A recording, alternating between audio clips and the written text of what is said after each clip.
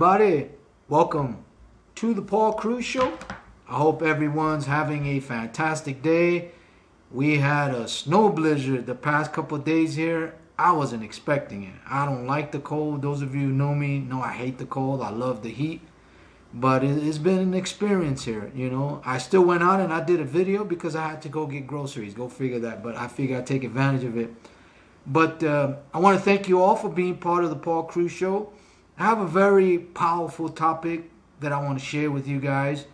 And I hope you keep an open mind and you challenge what I'm saying. And you actually do your own research on what I'm about to talk about. Because I believe it's going to be an eye-opener. I believe it's going to get you to think about things. And that's my goal, for you to ask yourself simple yet powerful questions. That's the problem with society today. Nobody likes to think. It's hard. People just like to react and be emotional. And then they don't want to deal with the consequences with their actions. They want to make excuses and blame somebody else or blame something else. And because of the way the laws are today and the way the politicians are and the way the politics is, people are crippled. They're getting away with it. They're not taking responsibility. So before we dig into this topic, if you're watching this on YouTube channel, do me a favor, hit the subscription button below. If you like the video, give it a thumbs up and also share your comments. Let me know what you think. Keep the language clean. I don't like vulgar on my channel. So share your comments. I'm open-minded to hearing your thoughts. And I want to thank you again for being part of the Cruz Show. Now, what is the topic about? It's about two things. What is your mind?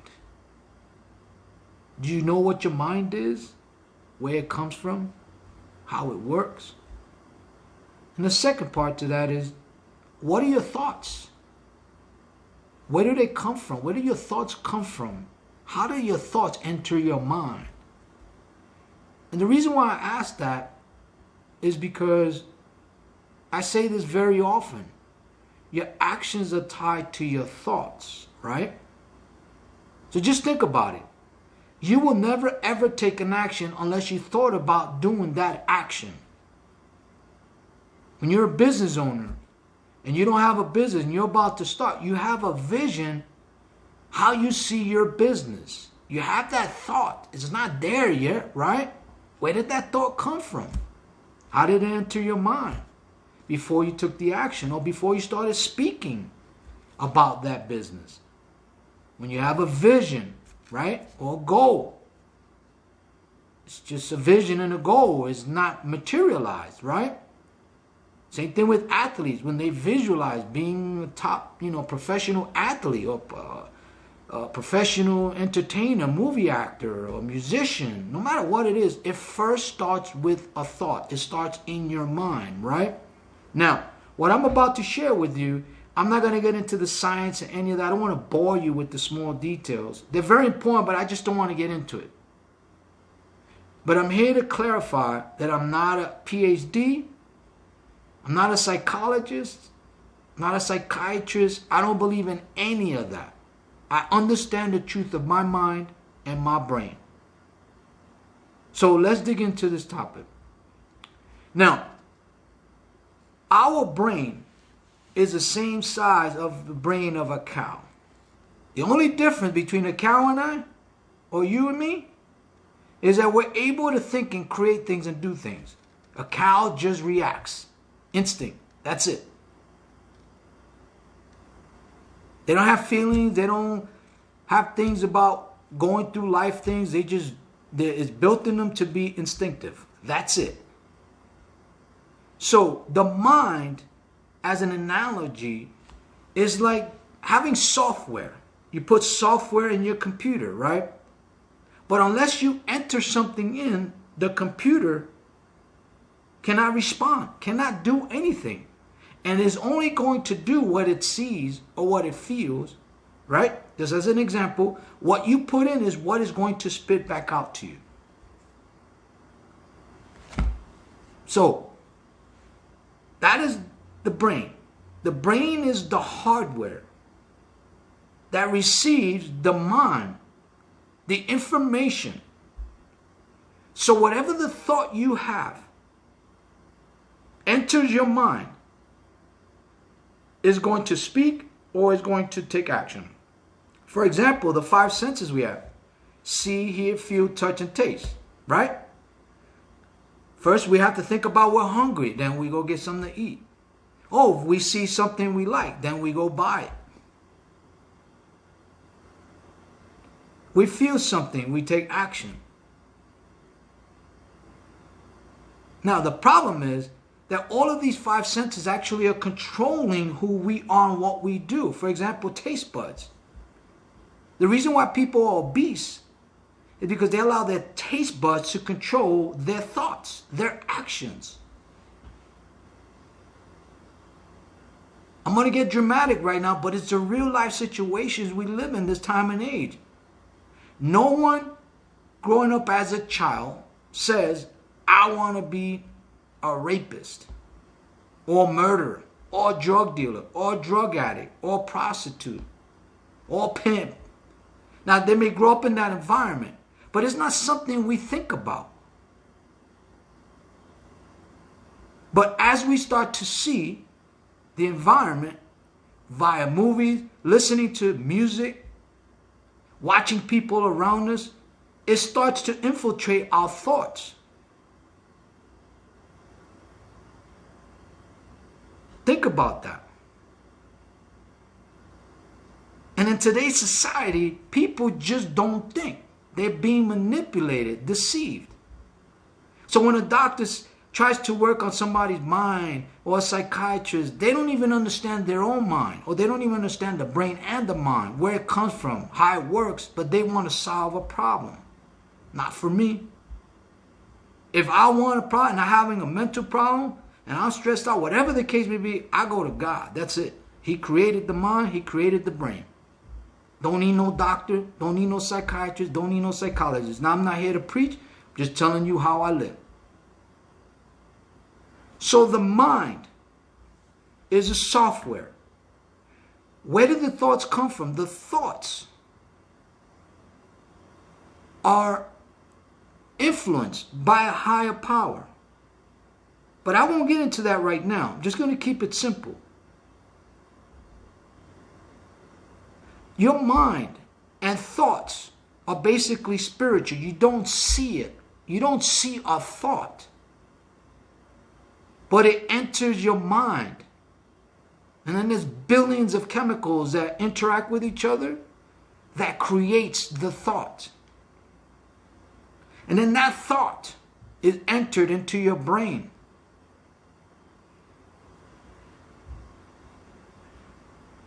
And then it takes the action. Like a car, the engine. You turn it on. You make it. You take the steering wheel to go left or right, or to hit the brakes or the gas. You're telling the engine what to do, and the engine does it. So just think about that. In order for you to change whatever situations you have in your life, you have to change the way you think. You have to change your mindset. You have to change your thoughts. And here's what I mean. You cannot have positive, righteous, good thoughts every day and speak bad or wrong or take wrong actions. It's hard. Politicians do it because they're corrupt. Their mind is corrupted. But just your average person, the reverse is true as well. You cannot have evil, bad, malicious thoughts and speak good things and take right actions. I'm not saying people don't do that. But at the end of the day, everything becomes revealed. Look at the politics right now. I don't vote, I don't do any of that. But I look at the reality. So much exposure. Everything is now in the forefront. Everything is exposed. They hid it long enough, but now they're exposed. Because what they were saying. But what they were thinking and doing was different. They had evil thoughts. And they took evil action through regulations and things like that.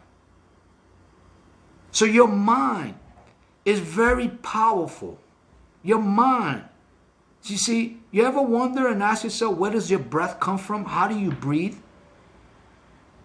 Well, God gave us that breath that we take. That is part of the mind.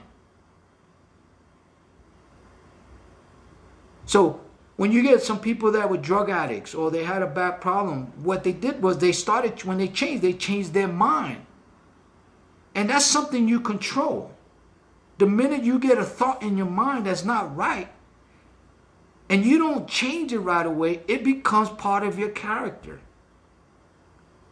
It starts to build on it.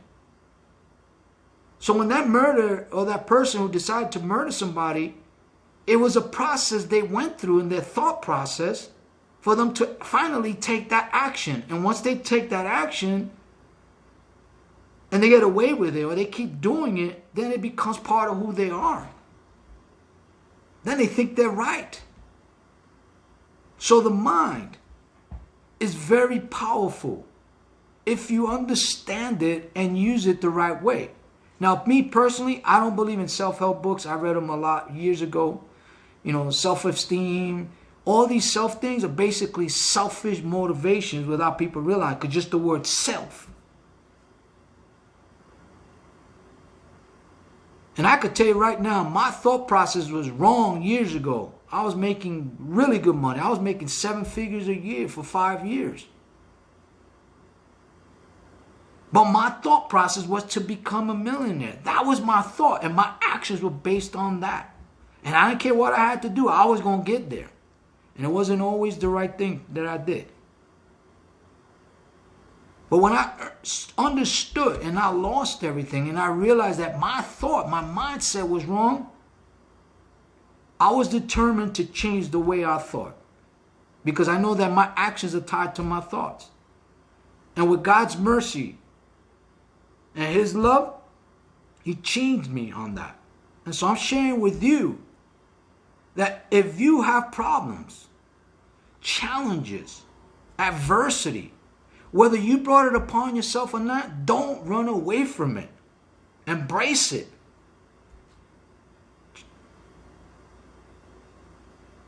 And then ask yourself this question: where did that come from? Why did it happen? Don't make excuses. Accept the truth. The problem we have today is we don't want to admit when we're wrong. We try to escape taking responsibility because the easy way out is to blame something or someone else. Doctors are destroying people. Tell them, no, it's not your fault. You inherited that. No, that's crap. People don't understand their mind. And when they're emotionally involved in something, and it's an ideology or something they believe in, and they don't verify it, they're stuck. Because the emotion is what makes the decision. And I'll give you an example. Let's say you're with a friend that you know for years, but you don't know everything he's thinking about, she's thinking about. And then one day a certain situation comes up and they react to that, and you never saw that in them. Well, it's something that was in their mind suppressed, and when the opportunity came, it came out. Because the mind already thought that. It was already there. Just the opportunity to show it was never there. You ever had a friend or someone you know, I don't believe you did that. I can't believe you're like that. That's what that is. So your mind is a spiritual form. It's a spiritual thing. And it creates the physical things. It's that simple. Like I said, I don't believe in psychiatrists, psychologists, self-help books, medicine. I don't believe and I don't do any of that. Because I do understand my mind. I understand my brain. I understand the purpose of it, where it came from, why it was created. So you got to ask yourself, you know, if you understand your mind and the brain, you can make a tremendous amount of changes in your personal and business life. See, because here's the way it works. First, your mind receives the thought. The thought takes the actions. The actions build habits. Your habits develop your character. And adversity and problem and challenges reveal your character. It's that simple. So in order to change your character, you got to change the way you think. You got to change your thoughts. And just think about this. I know of people that like to move from state to state, or they want to do this and do that. And I just say, listen, that problem's going to still be there. Well, really, why? Because you're taking you with you. You are the problem. We are our worst enemy. But when you understand the mind, deeply understand the mind, and understand your thoughts and where they come from, boy, I tell you, it's a life-changing experience. And you can do that by just doing conscious thought control. Conscious thought control. If you control the thoughts that enter your conscious mind, and conscious just means knowledge. That's what that means. So if you change your knowledge and your understanding of that knowledge, you start to take a different action. You start to take a different action, you start to build and change your character. Does that make sense? Again, I want to be very clear. I'm not a PhD, I'm not a doctor, I'm not a psychiatrist or psychologist. I just understand what I know. I live what I know. And I've been blessed to know what I know. Didn't come from me. But all I know is I embrace it, I appreciate it, and I'm blessed and grateful that it was revealed. So just think about that, guys. Your mind. And if those of you who follow me and watch my videos, there's two common words I always use. Mindset and attitude. Because your mindset determines your attitude. Your attitude determines your actions. So if you're determined to make changes in any facet of your life, you got to start with the most simple yet hardest thing to do, is be willing and disciplined to change your mind. Change your thoughts so that you can change your language, so that you can change your actions. That simple, guys. Anyway, I hope this has been helpful. I thank all of you for sharing your time with me. I hope you enjoyed this video. Thank you for being part of the Paul Cruz Show. Till we speak again, I say goodbye for now. And remember this. Change your thoughts, change your mindset, and you will change the actions and the results of your life. Have a good day. Bye for now.